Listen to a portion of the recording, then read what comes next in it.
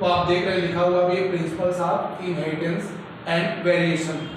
और आप इस टॉपिक के केस में जो मेन हम लोग पढ़ेंगे वो क्लासिकल जेनेटिक्स के बारे में हम लोग पढ़ेंगे। क्लासिकल जेनेटिक्स का सीधे सीधे मतलब होता है कि जेनेटिक्स की बेसिक चीज़ें हैं, जो रूट सेंटर आपको होता भी है, जो पूरे जेनेटिक्स पर आपको कभी न कभी डायरेक्ट या इनडायरेक्ट आपको फॉलो होता है, उसी को ही हम यहाँ क्लासिकल जेनेटिक्स के नाम से आप जानते हैं। और जैसे गानों में सुना हुआ अपने क्लासिकल सॉन्ग जो एवरग्रीन होते हैं, जस्ट उसी तरह से क्लासिकल जेनेटिक्स में मेंडल का नाम आता है। इसलिए मेंडल को हम यहाँ पायनियर ऑफ जेनेटिक्स और फादर ऑफ जेनेटिक्स के नाम से भी आप इंक्लूड करते हैं। और मेंडल पहले ऐसे वैज्ञानिक थे जिन्होंने आपको किसी प्लांट पर एक्सपेरिमेंट करके उसके बाद पढ़ाया था, इसीलिए इसको हम यहाँ फर्स्ट सर्जन ऑफ जेनेटिक्स के नाम से भी आप इंक्लूड करते हैं। तो नॉर्मली यहाँ बात करें क्लासिकल ऑफ जेनेटिक्स या प्रिंसिपल ऑफ इनहेरिटेंस में, इतने टॉपिक आप देख रहे हैं, नियर अबाउट 8 टॉपिक इसके अंतर्गत आप इंक्लूड होते हैं। तो पहले जो छोटी छोटी चीज़ें हम लोग उसको क्लियर कर लें। आप देख रहे हैं कि इनहेरिटेंस का मतलब होता है कोई भी कैरेक्टर जो पेरेंट्स से उसकी प्रोजेनी या ऑफस्प्रिंग में मूव कर जाए, उस तरह के कैरेक्टर को या उस तरह की प्रॉपर्टी को हम यहाँ इनहेरिटेंस के नाम से आप जानते हैं। दूसरा देख रहे हैं वेरिएशन लिखा हुआ भी है। वेरिएशन का मतलब ये होता है कि अगर कभी कोई पेरेंट्स से कोई कैरेक्टर किसी ऑफस्प्रिंग में गया हुआ है, तो उस ऑफस्प्रिंग में कोई चेंज आपको आता है। वो चेंज आया किसके थ्रू? आप देख रहे लिखा हुआ है due to crossing over. Crossing over की वजह से हुआ है। तो क्रॉसिंग ओवर की बेसिस पर जो क्रोमोसोम और जो जीन होते हैं वो एक्सचेंज कर जाते हैं। और आप लोगों को पता होगा कि क्रॉसिंग ओवर जो है वो म्यूसिस में आपको होता है। म्यूसिस में एक स्टेज है जिसका नाम आपको क्रॉसिंग ओवर है ही। उसी क्रॉसिंग ओवर में एक्सचेंज ऑफ जीन होते हैं, जिसको हम यहाँ रिकॉम्बिनेशन के नाम से आप जानते हैं, जिसकी वजह से आपको वेरिएशन की प्रॉपर्टी आपको देखी जाती है। और साइंस की वो ब्रांच जिसके थ्रू हेरिडिटी विथ वेरिएशन आप स्टडी करते हैं, उसी को ही हम यहाँ जेनेटिक्स के नाम से आप जानते हैं। और जेनेटिक्स में टर्म लगा हुआ है जीन, और जीन की डिस्कवरी जॉनसन ने किया हुआ भी है। और जीन का मतलब होता है कैरी करना। अब हम स्टेप स्टेप आ रहे हैं।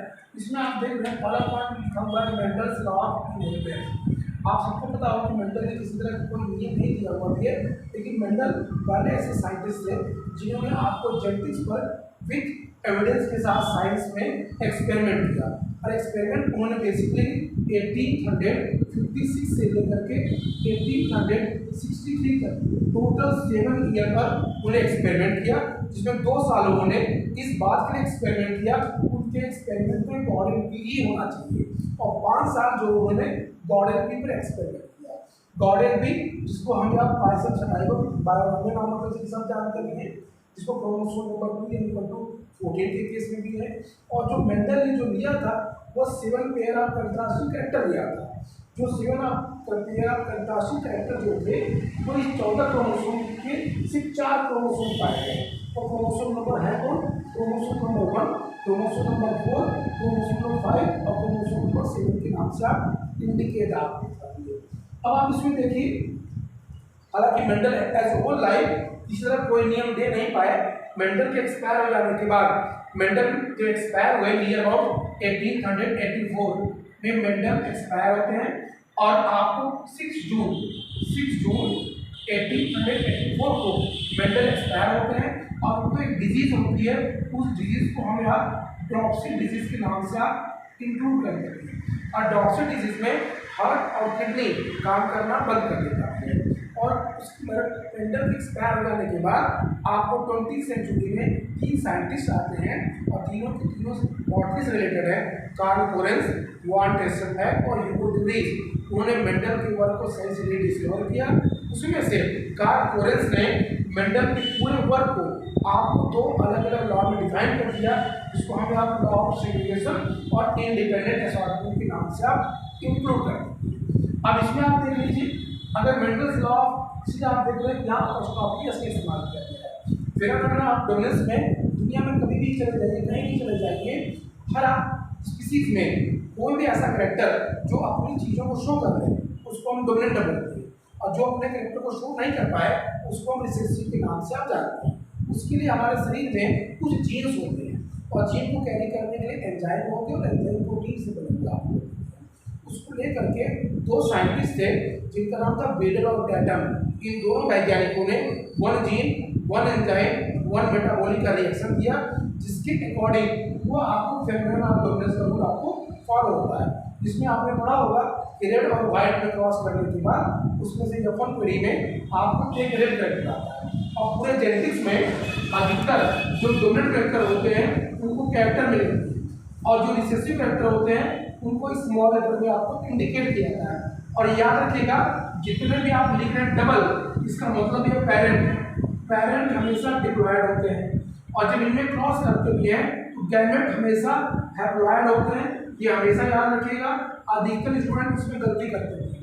पेरेंट जब भी होंगे डिप्लॉयड होंगे और उनकी ऑफस्प्रिंग गैमेट जो होंगे वो हमेशा हैप्लॉयड होंगे। तो गैमेट हैप्लॉयड के बीच में ही क्रॉस होता है जिसमें F1 जनरेशन में आप देख रहे हैं एक कैरेक्टर आपको डोमिनेंट का कैरेक्टर आ रहा है हुआ भी है और दूसरा रिसेसिव का स्मॉल आ रहा है।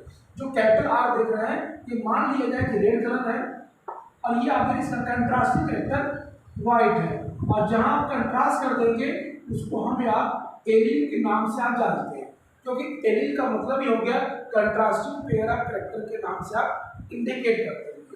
अब इस लॉ में भी आप देख रहे हैं दो अलग अलग तरह के एरर हैं, जिसको हम आप इनकम्प्लीट डोमिनेंट, जिसको हम आप सेलुलर इनहेरिटेंस के नाम से भी जानते हैं। इस पर मॉर्गन ने एक्सपेरिमेंट जिस प्लांट में किया था उस प्लांट का नाम मिराबलेस जलापा है, जिसको हम आप फोरोग्लास प्लांट के नाम से भी जानते भी हैं। और दूसरा जो प्लांट है एंटीराइनियम मेजस के नाम से, या इसमें ड्रैगन के किताबों में इसको आप इसमें ड्रैगन के नाम से भी आप इसको आप इंक्लूड करते हैं। इसमें क्या किया गया, जब डोमिनेंट और रिसेसिव मान लीजिए इसी को ले लेते हैं, जब डोमिनेंट और रिसेसिव क्रॉस किया गया तो अकॉर्डिंग टू मेंडल के फिनोमेनन ऑफ डोमिनेंस के हिसाब से F1 जनरेशन में रेड आना चाहिए था, लेकिन आया क्या पिंक कलर। पिंक कलर आने से ये प्रूफ हो गया कि फिनोमेनन ऑफ डोमिनेंस हर चीजों पर लागू नहीं होता भी है। इसमें केस में कुछ चीजें अगर कभी किसी की मॉर्फोलॉजी चेंज करनी होती है तो उसके लिए इनकम्प्लीट डोमिनेंट थ्योरम को आप फॉलो करते हैं। तो पिंक कलर का आना यह आपको एक तरह से इंटरमीडिएट कलर है, वो भी पार्शियल है, जिसमें रेड कलर की प्रॉपर्टी ज्यादा है, इसलिए इसको इनकम्प्लीट डोमिनेंट के नाम से इंडिकेट किया जाता है।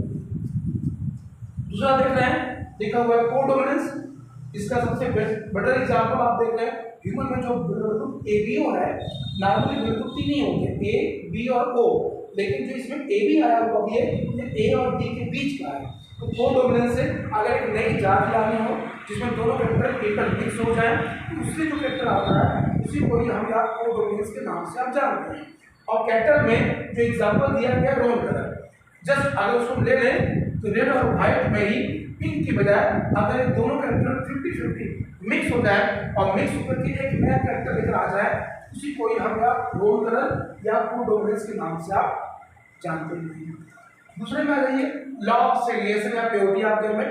इसमें एक आ गया भी है कि जो भी आपने पेरेंट लिया है F1 जनरेशन में और जब F1 जनरेशन को आपस में सेल्फ क्रॉस करेंगे तो सेल्फ क्रॉस करेंगे, यह पेरेंट का चला बोर्ड है, एक तरफ मेल और एक तरफ फीमेल, दोनों भी देख रहे हैं कि मेल और फीमेल आप बेसिकली, इसलिए हमने बोला कि सेल्फ क्रॉस।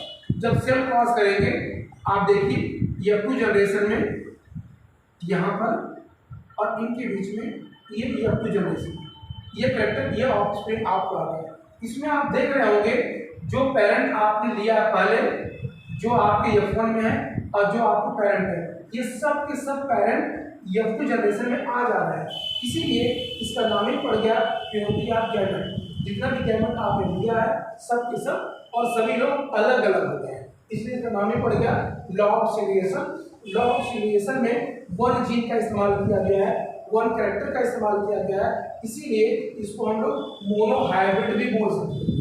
और कोई कहे एक कैरेक्टर लिया हुआ भी है इसीलिए इसको हम आप मोनोहाइब्रिड क्रॉस के नाम से भी इसको इस्तेमाल कर सकते हैं। और जहाँ पर दो कैरेक्टर आप ले लेंगे कंट्रास्टिंग उसको हम आप डाईहाइब्रिड के नाम से भी इंक्लूड करते हैं। और डाईहाइब्रिड मान लीजिए एक आपने ले लिया आपको येलो कलर और दूसरा मान लीजिए आपने ले लिया ब्राउन, ये आपको येलो कलर मान लीजिए और ये ले रहे हैं आप ब्राउन, ब्राउन का हो गया शेड, इसका कंट्रास्टिंग रिसेसिव।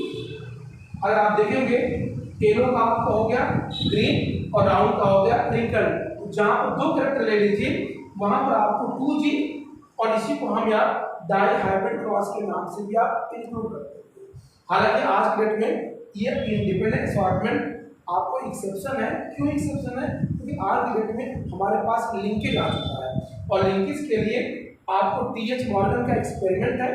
टीएच मॉर्गन ने एक पर्टिकुलर एनिमल जिसका नाम है ड्रोसोफिला, जिसका निक नेम है फ्रूट फ्लाई, उस पर उन्होंने एक्सपेरिमेंट किया और एक्सपेरिमेंट करके क्रोमोसोमल थियरी ऑफ लिंकेज को दुनिया के सामने ला करके रखा हुआ है। और किसी भी क्रोमोसोम, मान लीजिए ये क्रोमोसोम है, इस क्रोमोसोम के ऊपर एक जीन पाए जा रहे हैं। यहाँ पर एक जीन और दूसरे जीन के बीच में जितना अधिक और जितना कम दूरी होगी उसके हिसाब से लिंकेज या तो स्ट्रॉन्ग होगा या तो वीक होगा। मान लीजिए ये जीन ए है और ये जीन बी है और इसके बगल में एक जीन यहाँ लगा हुआ है सी है, तो आप देखेंगे इन दोनों की बीच की दूरी काफ़ी कम है, ये लिंकेज स्ट्रॉन्ग होगा और इन दोनों के बीच की जो दूरी होगी ज़्यादा होने से ये लिंकेज वीक होगा। इसको किसी और वीडियो में हम क्रोमोसोमल थियरी ऑफ लिंकेज को डिटेल में एक्सप्लेन करते हैं। यहाँ पास ये समझिएगा, टीएच मॉर्गन पहले ऐसे साइंटिस्ट थे जिन्होंने क्रोमोसोमल थियरी ऑफ लिंकेज, जिसको उन्होंने ड्रोसोफिला फ्रूट फ्लाई पे एक्सपेरिमेंट किया और उसी के आधार पर क्रोमोसोमल थियरी ऑफ लिंकेज आज में अप्लाइड है।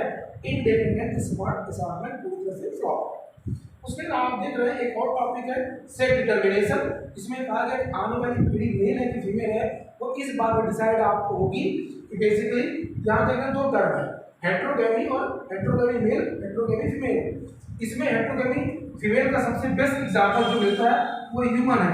ह्यूमन में आप देख रहे हैं ये XY है, ये ऑटोसोम है, ये सेक्स क्रोमोसोम है। यहाँ देखिए दोनों अलग अलग है, इसीलिए इसको हेट्रोगेमी कहा गया है। तो जहाँ हेट्रोगेमी मेल हो वो सबसे बेस्ट एग्जाम्पल ह्यूमन का आएगा। अगर हम ह्यूमन में फीमेल की बात करें, ये देखिए XX ये दोनों सेम है, इसीलिए इसको हम होमोगेमी के नाम से आप जानते हैं। हेट्रोगेमी फीमेल का जो एग्जाम्पल है वो बर्ड में दिखता है। बर्ड में आप जाएंगे आपके सामने ये कॉन्सेप्ट आता है JW, ये देख रहे हैं, इससे फीमेल का फॉर्मेशन हैप्लॉइड डिप्लॉइड मेल या फीमेल का एग्जांपल ये इंसेक्टा के मेंबर में बेसिकली आपको हनीबी मिलेगा। हनीबी में जो मेल होते हैं जिनको ड्रोन बोलते हैं वो हैप्लॉइड होते हैं। और अगर आप एक टर्माइट में जाइएगा तो वहाँ पर आप जो मिलेंगे फीमेल वो डिप्लॉइड फॉर्म होती है। तो हैप्लॉइड डिप्लॉइड एक अलग चीज़ है। यहाँ पर ये म्यूटेशन इसको लेकर के ह्यूगो डुब्रीज का एक्सपेरिमेंट है जो उन्होंने प्लांट है जिसका नाम है पोलीथेरा लगा प्राइडोज, उस पर उन्हें 8 साल तक एक्सपेरिमेंट किया और एक्सपेरिमेंट करने के बाद उन्होंने माना कि म्यूटेशन किसी भी लिविंग बीइंग में सडन चेंज इन जीन है, जिसको हम या सडन चेंज के नाम से भी जानते भी हैं। और मोस्टली जो म्यूटेशन होता है वो हार्मफुल होता है, लेकिन ये बेनिफिशियल भी आपको हो सकता है। इसमें एक नेक्स्ट टॉपिक में डिटेल में बता देंगे आपको। पेडिग्री का मतलब होता भी है जितने भी ह्यूमन है उनका हिस्टोरिकल बैकग्राउंड अगर जेनेटिकल लेवल पर अगर डिफाइंड किया जाए, डिसाइड किया जाए, तो पेडिग्री के थ्रू आप ह्यूमन की कई पीढ़ियों में जो भी जेनेटिकल डिसऑर्डर है उन सभी के बारे में आपको पता किया जा सकता है। नेक्स्ट आप टॉपिक देख रहे हैं जेनेटिकल डिसऑर्डर। इस जेनेटिकल डिसऑर्डर में तो डिसऑर्डर है, एक मेंडेलियन डिसऑर्डर जो एक जीन को लेकर के है और दूसरा मिलेगा क्रोमोसोमल डिसऑर्डर। क्रोमोसोमल डिसऑर्डर में पूरे क्रोमोसोम में हैप्लॉइड और डिप्लॉइड के हिसाब से, जिसमें एनिप्लॉइडी और यूप्लॉइडी का नाम आता है। और मेंडेलियन डिसऑर्डर में सिर्फ एक जीन को लेकर के है, इसीलिए उसमें haemophilia, colour blindness, sickle cell anaemia, thalassaemia इस तरह के नाम आपको मिलेंगे। लेकिन अगर इसी को क्रोमोसोमल डिसऑर्डर में चले जाइए तो down syndrome, Edward syndrome, cloudy-chat syndrome, Turner syndrome इस तरह के नाम आपको आइडेंटिफाई होंगे। हालांकि इस टॉपिक में अभी से हमने आप लोगों के सामने सिर्फ समरी को डिफाइन किया गया है। नेक्स्ट वीडियो में अलग अलग टॉपिक के बारे में हम एक्सप्लेन करेंगे।